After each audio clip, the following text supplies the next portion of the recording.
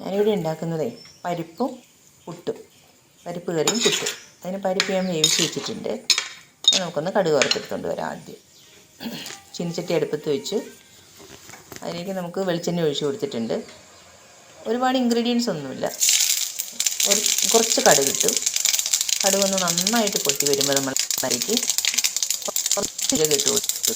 കുറച്ച് 3 മണി ഇട്ട് കൊടുത്തു. കഴിയുമ്പോൾ ഈ ഉണക്കമുളകും കരിവേപ്പിലയും ഇട്ട് കൊടുത്തതിന് ശേഷം നമ്മൾ അതിനകത്തേക്ക് വെളുത്തുള്ളി ചെറിയതായിട്ട് അരിഞ്ഞ് വെച്ചേക്കണം. വെളുത്തുള്ളി ഒരു ചുളയോ 2 ചുളയോ മതിയാവും, ചെറിയത്. അതും കൂടി ഇട്ട് കൊടുത്ത് അതൊന്ന് മൂത്ത് വന്ന് കഴിയുമ്പോൾ നമ്മൾ അതിലേക്ക് സവാള ഉള്ളിയും പച്ചമുളകും കൂടി ആഡ് ചെയ്ത് കൊടുക്കും.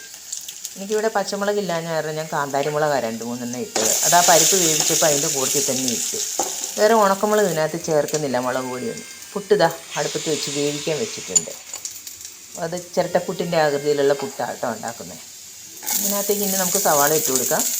സവാള ഒരുപാടങ്ങ് വഴരണ്ട, കുറച്ചൊന്ന് വഴന്ന് വിട്ട് കഴിയുമ്പോഴത്തേക്കും അതിലേക്ക് നമുക്ക് കുറച്ച് തക്കാളി, ഒരു തക്കാളി മുഴുവനും വേണ്ട കേട്ടോ, കുറച്ച് തക്കാളി, പരിപ്പ് തീരെ കുറവാണ്, അതുകൊണ്ട് ആ തക്കാളിയും കൂടി ഇട്ട് കൊടുത്തു.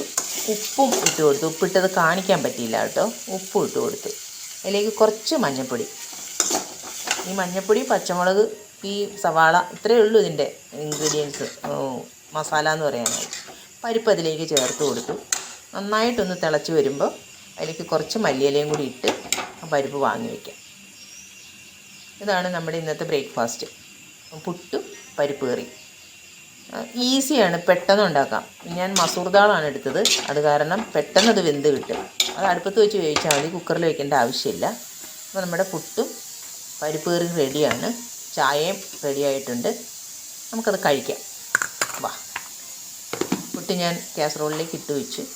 ഞങ്ങൾ 2 പേരുള്ള കാരണം 2 പുട്ട് മതി. ഇതാ പുട്ട് റെഡി, പരിപ്പ് റെഡി. പരിപ്പ് കറി പുട്ടിനകത്തേക്ക് ഒഴിക്കുന്നുണ്ട്. ചായ ഞാൻ എടുത്ത് വെച്ചിട്ടുണ്ട്. ചായ ഞാൻ നേരത്തെ തിളപ്പിച്ച് വെച്ചിട്ടുണ്ടായിരുന്നു. ചായയും റെഡി. അപ്പോൾ നമുക്ക് ബ്രേക്ക്ഫാസ്റ്റ് കഴിക്കാം.